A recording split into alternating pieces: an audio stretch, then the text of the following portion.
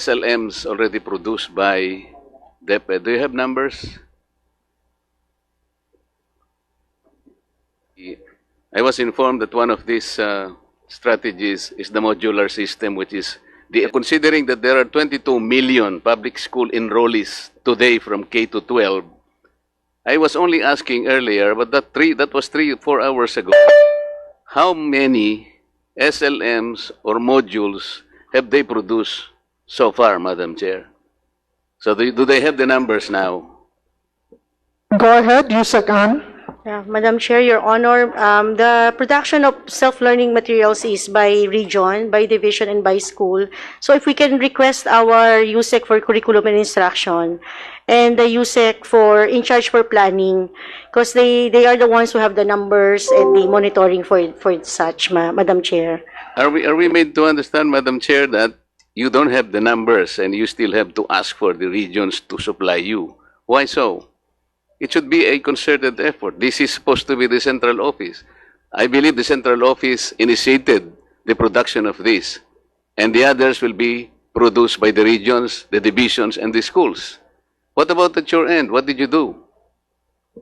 Can we have Yusek San Antonio? Yusek San Antonio.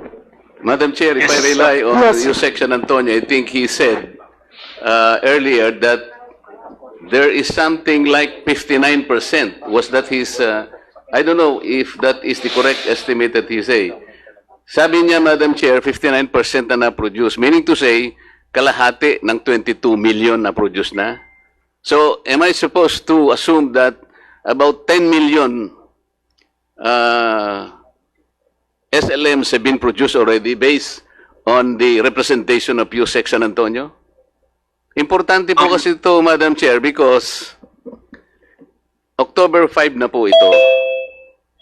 If DepEd cannot even guarantee a ratio of 1-to-1, sabi nila kanina, well, by far probably 2 students or 2 enrollees will probably share 1 module.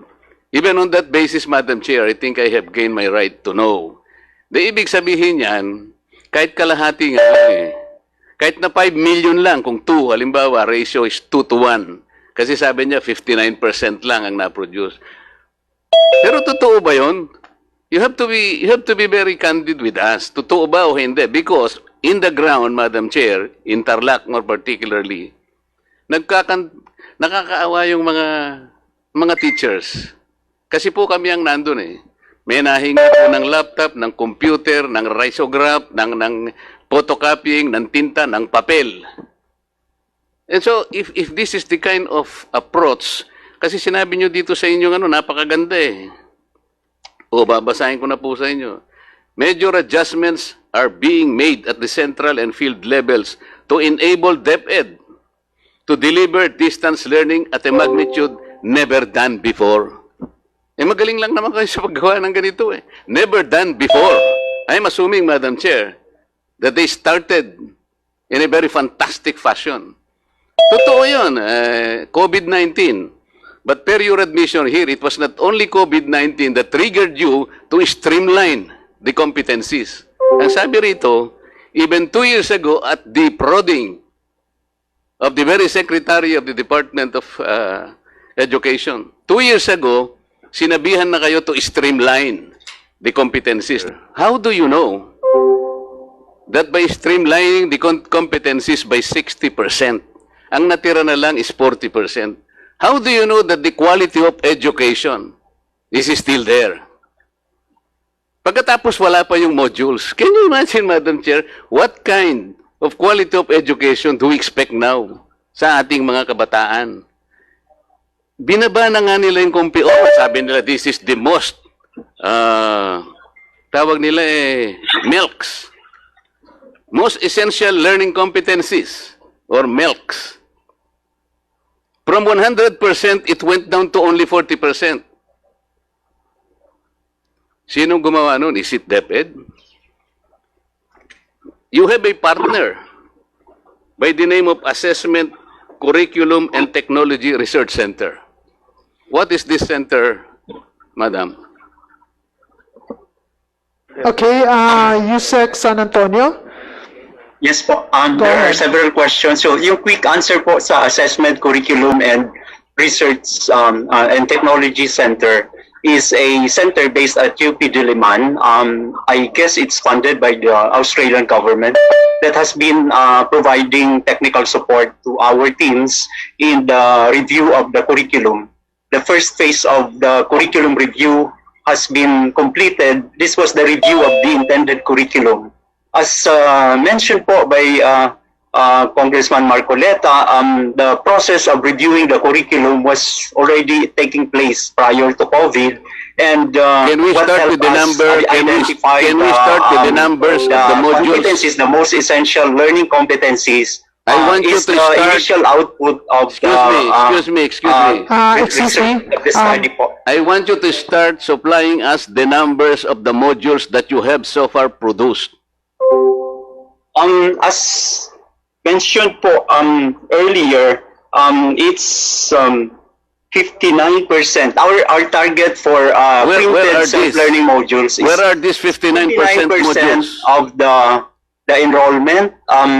Teka muna, So, teka it's muna, teka muna. 59% of the enrollment. Nasaan yung mga 59% na modules na na-produce na ninyo? Where are these? I want to find out. I will be mentioning po the divisions that have reported to be on time in their process of reproducing the modules. I'll just retrieve my file. Baka magkamali ka, Your Honor. Yusek. Interlock, for example, I will tell you, napaka-ingenious ng mga tao doon. Did you know that they did not even wait for your modules? Gumawa sila ng sarili nilang learning materials. They call it Project Simple. Meron silang mga ginawang indigenous na mga materials. At pagkatapos, sinuportahan sila ng LGUs. Madam Chair, I want to report to you that in Tarlac, there are two divisions, the Tarlac City Division and the Tarlac Provincial Divisions. Nakumpleto nila ito with only 20 million pesos. Okay? Na-identify nila yung sector that are connected. Meron silang IT, may laptop, and so marami silang pinagkuhanan na tao, including us. So yung 80% na lang ang susuplayan nila ng modular materials. They were identified that. So marami na. Kaya yung dinownload din na 79 million, pinag-iisipan pa nila kung gagawa pa sila nung modules ninyo. Kasi magkakadoble-doble na ang gagawin nila. So this is how erratic and I think chaotic the start of DepEd. So, paano sasabihin mo, Yusek, na kayo ang, ikaw ang tagapangulo ng curriculum sector ng DepEd, bakit di-delegate niyo sa isang grupo sa UP ang paggawa ng curriculum? You cannot delegate something that was already delegated to you. That is your primary function. Paano natin nalaman na yung 40% na streamlining ng competencies, yun ang correct na volume na dapat lamang napag-aralan ng taong, ng bata ngayon during COVID. Paano natin ma-justify yun? Madam Chair, let me reiterate that it was not entrusted to the RC. They just provided technical support.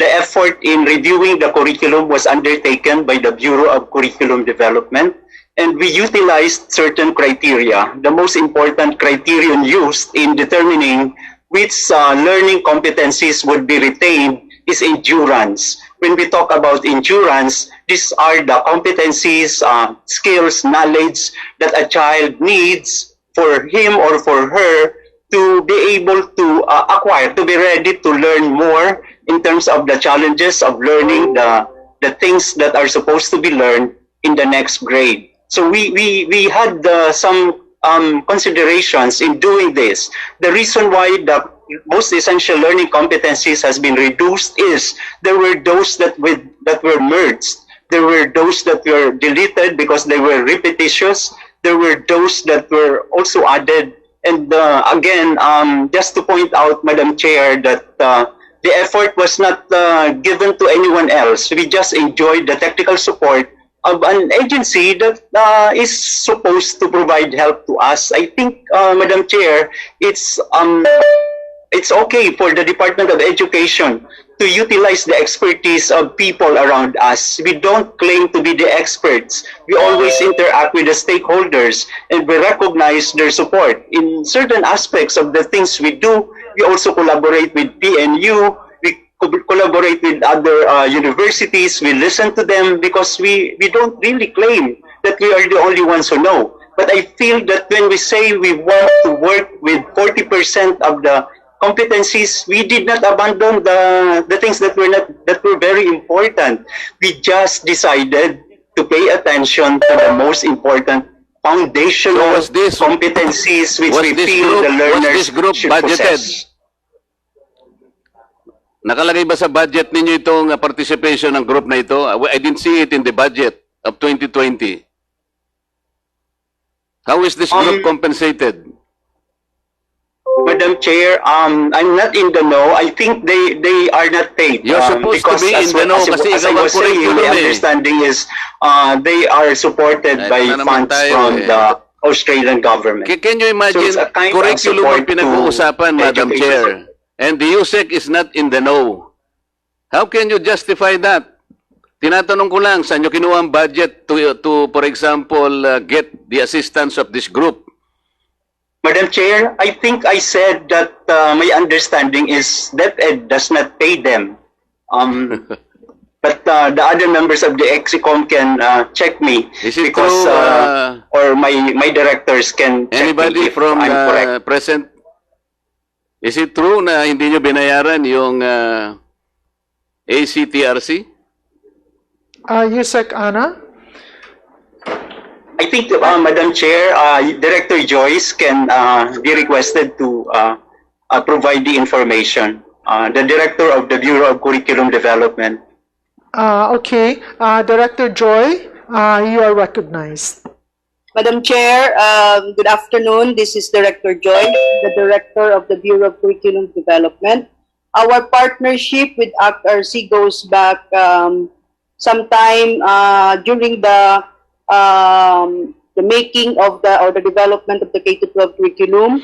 The only question, Madam, is where is the an budget? Agency, is an organization that I am not asking you to was describe selected this by organization, DepEd Madam, of the please. Australian government. You have to be very considerate. My question is, was this group ever budgeted? Because we didn't see any budget, coming from any group assisting DepEd in the formulation of the curriculum.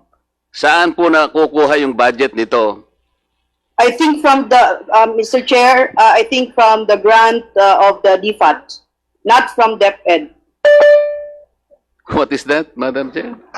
Can you please repeat that, Director Joy? Sorry, Madam Chair, it's from the Australian government. Oh, so it's a grant. It's a grant, yes. It's an aid from the Australian government. Okay, go ahead. You have to be very careful in your statements because if I can produce the documents telling otherwise, baka magkaroon ka ng problema. Huwag kayong masyadong mabilis magsalita. Okay. Yung budget ninyo for modular, magkano, Madam? For first quarter and second quarter, what is your budget? In 2020 JA, there's no budget, Your Honor, but we requested the Department of Budget and Management for the realignment of our existing How much? programs for 10.9 billion, 500 million of which we reserve for Okay the na yan. minimum health standard. So, it's 11 billion. More or less, no, Your Honor, 9 billion for the learning resources. Ha? 9 billion for learning resources. For learning resources. Okay. So, considering na ang nagagawa pa lang is 59%, even assuming that is correct, napakarami pa nang hindi na po-produce. October 5, magsisimula na ang nagkakagulo na sa baba. Kasi kung hindi namin sila tutulungan, hindi sila makakapag-umpisa. This is how you will describe the starting point of DepEd sa panahong ito. Pagkatapos, let's go about integrating the competencies, the most essential learning competencies. ilan ba yung competencies na ilalagay nyo sa isang module? Okay, Madam 40% na lang. Pwede ba dito na lang para madali tayo? Kasi masyadong marami sinasabi yun, hindi ko maintindihan ang paliwanag niya. Kung Marcoleta, they have their, people assigned. So, pwede let's recognize again, USEC San Antonio. On condition, Madam, that he should only answer the question. Thank you. No more, no less. Thank you very much, Madam Chair. Let me just reiterate that when I said 59%, it's the target learners that will receive SLMs. When it comes to the status of the preparation relative to the reproduction of SLMs, our tracking indicates that as of today, 77.57% or 166 out of 214 schools division offices have reported to be on track. When we say on track, they are more than halfway in terms of reproducing their self-learning modules. And 48 out of 214 schools division offices are still we consider them progressing. They are not yet halfway in the reproduction. Let me also inform the Madam Chair that NCR is now proceeding with the distribution of the self-learning materials, printed self-learning materials for the learners in NCR. There are also regions that have also been able to report that they are like on track 100% in all their divisions, like Caraga, Region 2, Region 4A, Region 4B, Region 9, and Region 12. This is according to the reports submitted to us by the regional offices. Chair, I have a problem with the way this USEC is answering. It's too long and it is not even responsive. I am only asking how much is the budget for the SLMs? Bakit hindi ka ba sumagot kung ano lamang ang tinatanong sa'yo? Because I really wanted to know if this is the kind of, if this is how the way you produce the materials. Can you imagine, merong nagre-risograph, merong nagpo-photocopy, there is no definite, there is no standard way on how you're supposed to produce this, on how you bind this. Paano nyo iba-bind ba ito? Ilang ba ang ilang bang competencies per student from K to 12? How do you intend to do this? Ang dami mo kasing kinukwento eh. But we are confused kung paano kayo mag-start. For example, ayaw nyong gumawa ng libro. Gusto nyo modules. Okay, nasa sa inyo na yan kung gusto nyo gawin nyo. Yung K, yung let's say, K, ilang competencies ba yon? Let me Go ahead. San Antonio, yung kindergarten, first quarter, ilang modules ba yon? sorry, Madam Chair, I've not memorized all the numbers. I'm not very good in memorizing numbers. But my ASE can help me provide the exact numbers requested by 10 ang modules. Marcoleta. And the total pages, 258. Madam Chair, alam mo ang problema nila? Kasi ayaw nilang gumawa ng libro. Kasi sinabi namin, you forgot the publishing industry. Noong pa, 2 budgets ago, sinabi ko na sa kanila, mali ang ginagawa ninyo because under 8047, NBDB should be the one guiding the private sector publishers to produce all books. Hindi na kayo. Wala na kayong authority gumawa ng libro. So what they decided, okay, gumawa ng ibang kaparaanan, hindi na raw libro to, Madam Chair. These are modules already. Because a textbook under the UNESCO standard should have at least 48 pages. So yung modules nila is 30 pages. Okay? Pero kapag pinagsama-sama mo, for example, yung kindergarten, 10 modules, 258 pages to. It's more than a textbook. Hindi gumagawa din kayo ng libro. Bakit ganito? Bakit ganito ang nangyari? There is no more guidance, Madam Chair. Their budget is 9 billion. Let's say 9 billion for the first and second quarter. Paano nyo pinroduce? May standard ba kayong printing? Yung bang papel pare-pareho? Hindi po. Sa Tarlac po ang sinasabi ko sa iba-ibang klaseng papel ang ginamit. Pati ang pagbabound.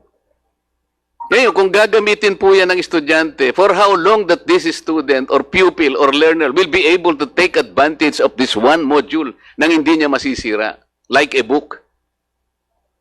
Tapos magpapalitan sila because there are two students that will share one module. Eh kung hindi naman kasing photographic memory ni Congressman Ted Daresco yung bata, paano ibibigay mo sa kanya? Hindi niya na maintindihan niya ganun. It should be a ready reference for you. Ibig ba niyo sabihin wala na libro, madam? This is a simple question. Wala na libro ngayon na gagamitin? Only modules? No more books? Madam Chair. Yes, go ahead. Yusek. I think it was very clear earlier that we mentioned that textbooks will still be used as supplement to the learning materials or resources that we have prepared. So Let me also reiterate what I have mentioned earlier, that the most ideal learning resource for distance learning delivery modality, as far as we educators know, is the use of self-learning modules because it provides all the instruction. It allows the learners to actually interact with the materials, especially if they are capable of doing independent learning. Can I cut you? Yes, we will be still using the books, especially if the kids will be doing TV-based instruction or radio-based instruction, or even online. They can still refer to the books. We have mapped them against our most essential learning competencies. Sinasabihan na nga. Ang tinatanong ko lamang sa'yo, Yusek San Antonio, is this. Ang libro ngayon na supplementary pa pala.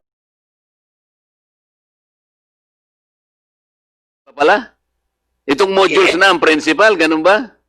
Dati, ang libro, yung essential, yung supplementary materials, dito yung mga modules.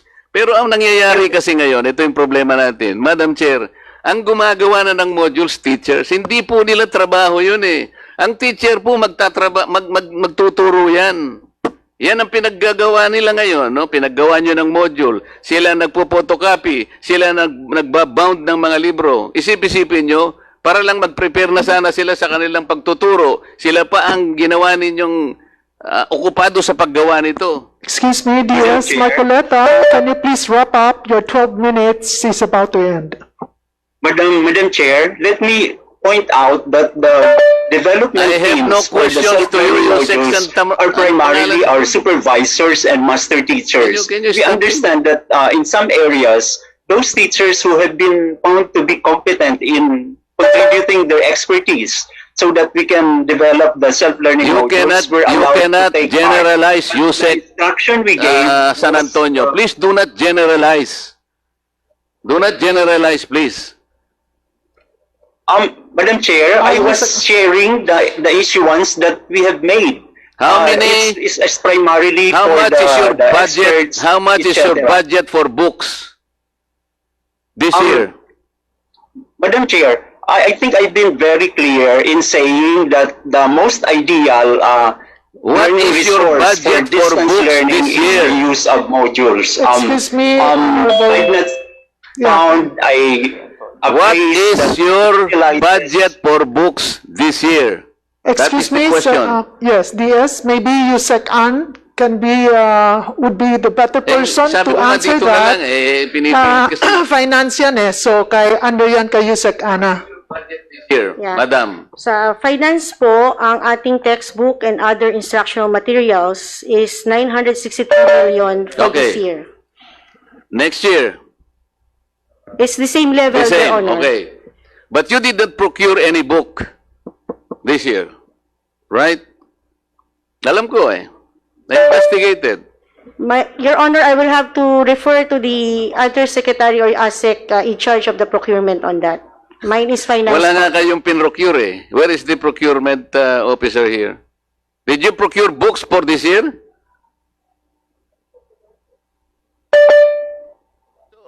Ito, Madam Chair, pinipilit na naman itong USEC na ito na gagamitin daw ang libro. Wala nga silang pinrocure na libro ngayon.